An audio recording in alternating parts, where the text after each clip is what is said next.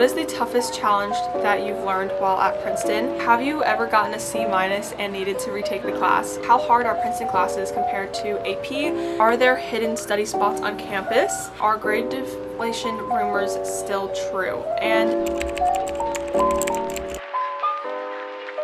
Hey guys, welcome back to my channel. If you're new here, I'm Brianna, and in today's video I'm going to be doing a pretty long-awaited Princeton Q&A video just to give you guys some tips. This is more of like a advice video for any incoming Princeton students, or if you are like a prospective college student maybe thinking about attending Princeton or applying to Princeton. Let's get right on into this video. I asked you guys on a bunch of different places like Instagram, Discord, and also YouTube any questions you have about Princeton, so I want to answer those first. So starting off, one question is, what's your major?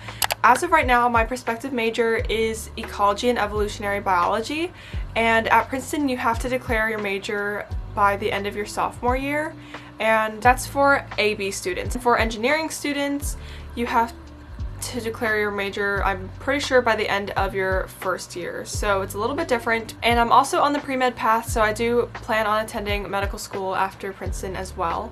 Initially my major was going to be kind of like either chemistry or neuroscience, but then it kind of switched, and now I am trying to see if EEB is the right fit. I'm not exactly sure yet, but I want to take a lot of EEB classes this coming year, so then I can perhaps make a better decision. Another question is, what is the toughest challenge that you've learned while at Princeton? That is a really interesting question. I definitely have faced many challenges along the way. A lot of them were related to like tests and stuff, just like knowing how to study or how much to study for a certain test, because especially as a freshman I didn't really know what the rigor would be like. Like, I always knew Princeton was going to be rigorous, but I never really knew exactly how rigorous it was going to be. Generally, the toughest challenge I faced was just adjusting to college and to a completely different school from my high school. I just had to find time to find that adjustment and adjust to things, whether it was like social life or just like classes in general. I feel like the adjustment was probably my toughest challenge there. The most challenging class I've taken so far, probably either my molecular biology class or honors general chemistry class, but I think taking the Mol Bio class first in my first semester really allowed me to figure out what my study strategies were and utilize those in a better way for my chemistry class, because honestly, semesters are really short at Princeton. They're only like 12 weeks maybe. They go by super fast, seriously. So just learned throughout that time, like, you really don't want to cram at the end. I used to do that for high school sometimes, and at Princeton it just doesn't really work, especially for those harder classes. Another question is kind of related to the challenge part, but it's, have you ever gotten a C- and needed to retake the class? Which is kind of a specific question. I'm glad to say no, I've never gotten a C-, even with Princeton's grade deflation in some classes. But yeah, I think things are going really well so far. I really hope that I never get a C-. I mean, I think honestly, as long as you put in substantial effort into your classes, you're not gonna get a C- or even a C or a C+ at all. I think, like, as long as you really try and seek out help when you need it, whether that's at office hours or even like your peers, like asking what they thought of a certain question, as long as you make those connections and ask for help when you need it, there's no reason why you should be getting a C in the class unless you're literally just like pushing it off to the side and not really studying for anything. The last question that I got from you guys is about student culture. So you were asking about whether the culture is like more competitive, collaborative, or both. There's definitely this competitive nature for sure. You can kind of tell that everyone wants to do well, especially like from someone who came from like a large public high school where there was like a very wide range of types of students. I feel like at Princeton it's definitely narrowed a little bit. I met so many valedictorians while I was at Princeton just throughout my first year, and it's just crazy because it's like there were only a handful of people during my high school time that were at the top of my class, and now it's like everyone was at the top of their class in high school. So it's kind of impossible for the culture to not be competitive, but people are also really collaborative, and I want to be as truthful as possible and honest, because whenever you attend like those Zoom meetings about Princeton admissions, and even just hearing from past students from a Princeton sponsored event.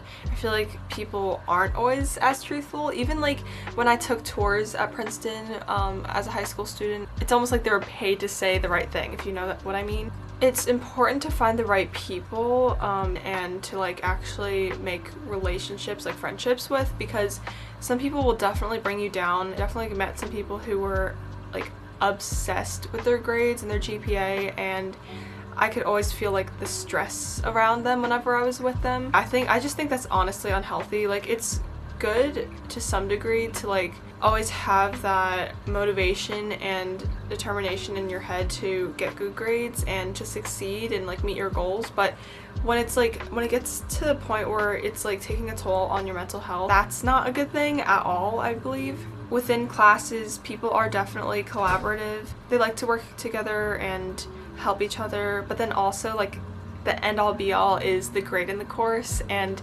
everyone will do what they need to do to get that A or to get the highest grade possible, whether that's like working with someone else and asking you for like answers. Like, people are not afraid to ask for answers and for help whenever they need it, which is a good thing, but also it's like you want to make sure you are looking out for yourself too. You don't always have to be the person to give away your answers or to just feel like you're being used by others, if that makes sense. Okay, so those are all of the questions that you guys gave me, and thank you for those. I think I answered them pretty thoroughly.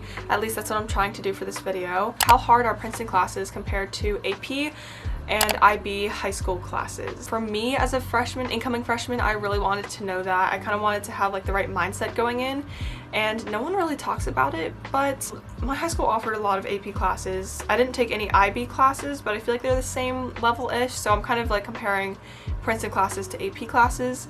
I took AP chemistry, which is super hard at my school. I took at least 11 or 12 APs throughout my high school years, so I'm pretty versed in AP classes.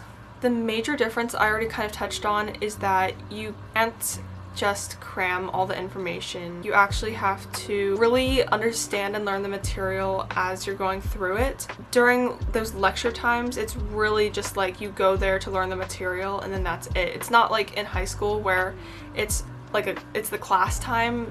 It's really just separated. It's like lecture time, and then you have lab time where you just focus on the labs, and then you have precept at Princeton, which is like a smaller class, and that's where you can ask all of your questions. You really only have that one-on-one relationship with your professor if you really go out and seek them out during office hours. So unless you're participating all the time in lecture, the professor's probably not going to really know who you are. And then also another thing is the exams. So at Princeton, you're usually only given like 4 exams maximum. Like, sometimes classes only give a midterm and a final, and that's like basically your whole grade, which is kind of insane. Like, you don't get any assignments that are just graded to boost your grade. It's really just the exams and then labs if you have them.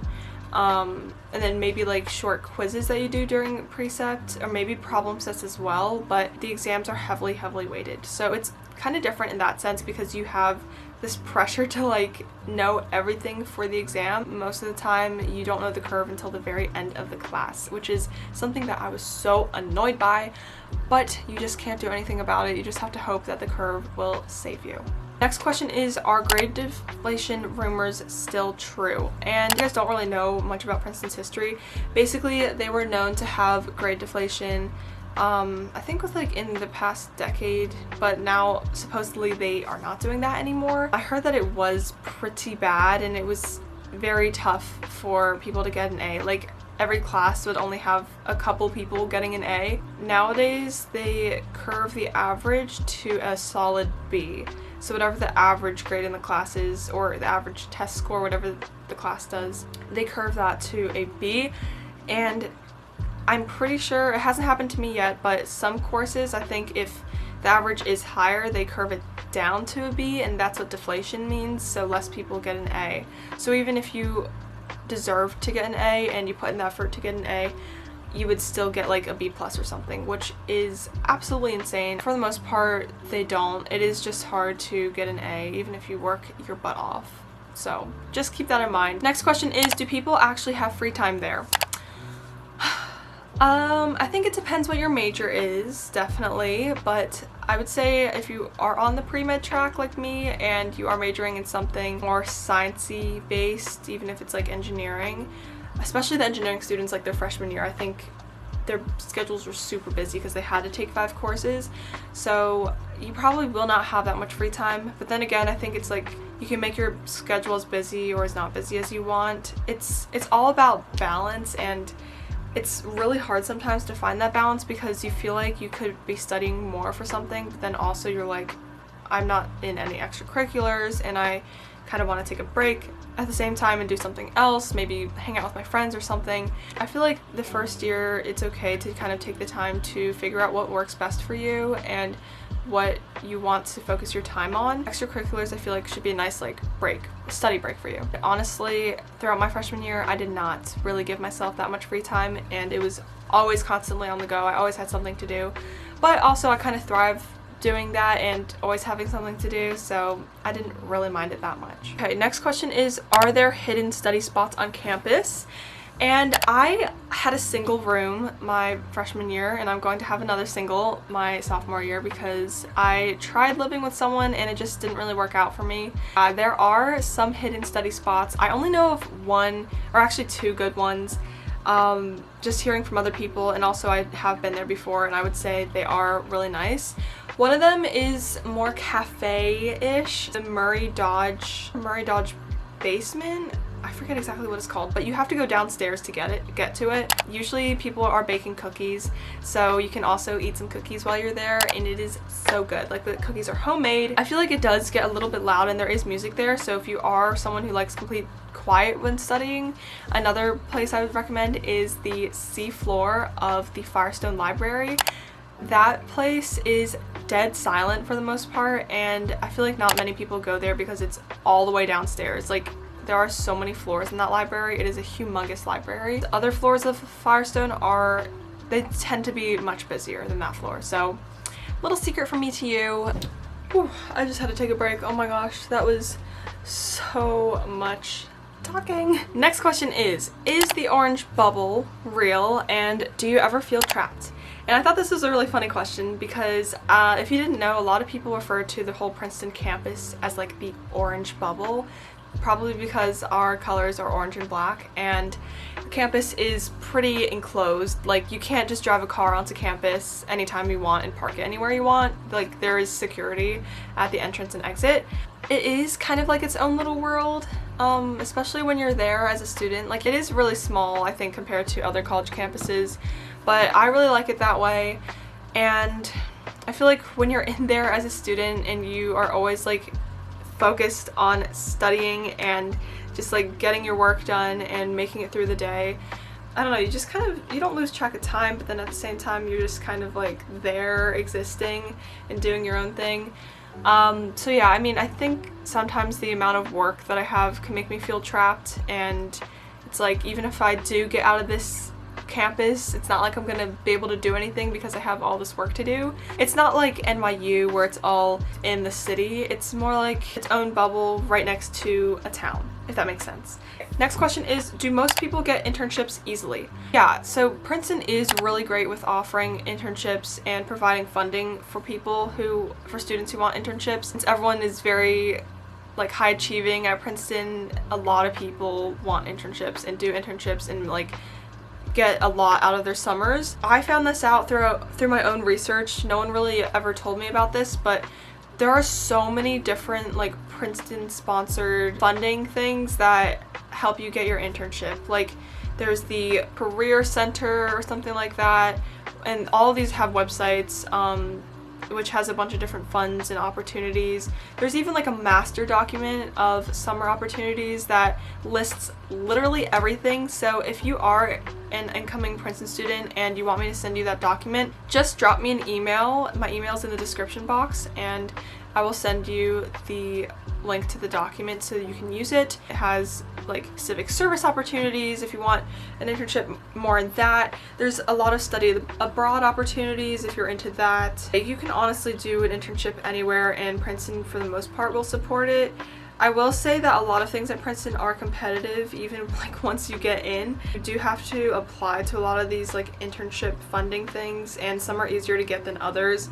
I know for one of them I had like a whole interview process, but I would say my best piece of advice is to get started sooner rather than later, and also cast a wide net. Like, you don't want to just focus all your energy onto one thing. I made that mistake and I ended up not getting the opportunity because it wasn't the right fit for me, but I always felt like I was gonna get it.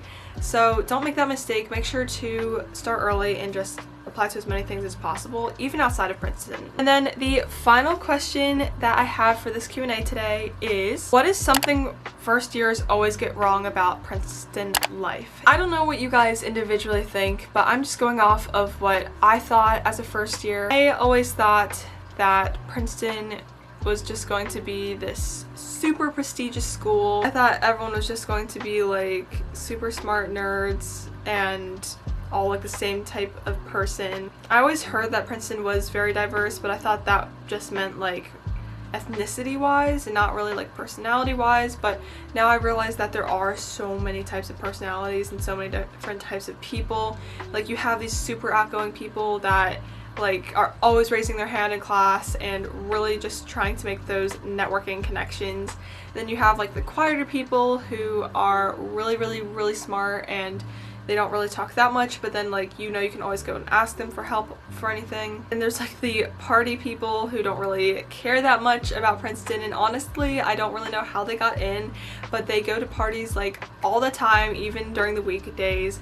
I didn't realize that Princeton was going to be that much of a party school. Like, I definitely don't think it's the biggest party school ever, but they definitely know how to party, and I've only been to a couple of parties. Some are better than others. I didn't really go in with many expectations because I didn't want my expectations to be ruined or anything, but I just went in kind of open-minded, and that's really what you have to do. You can't really like expect anything because most of the time it won't turn out to be what you expected. Yeah, that was everything that I have for this Princeton Q&A video. Really hope you guys enjoyed it, and sorry if I didn't get to answer any of your questions that you had, or if I missed anyone's questions. Hopefully I didn't miss any. But I hope you guys enjoyed this video. If you want more Princeton content like this, make sure to give this video a thumbs up and also subscribe to my channel, because I'm going back to college very soon in a couple weeks, so I'll have a bunch of like back to school shopping videos, dorm videos, dorm tours, everything like that, moving in vlogs. So if you're into that kind of stuff, make sure to subscribe, and I will see you all in the next video. Bye!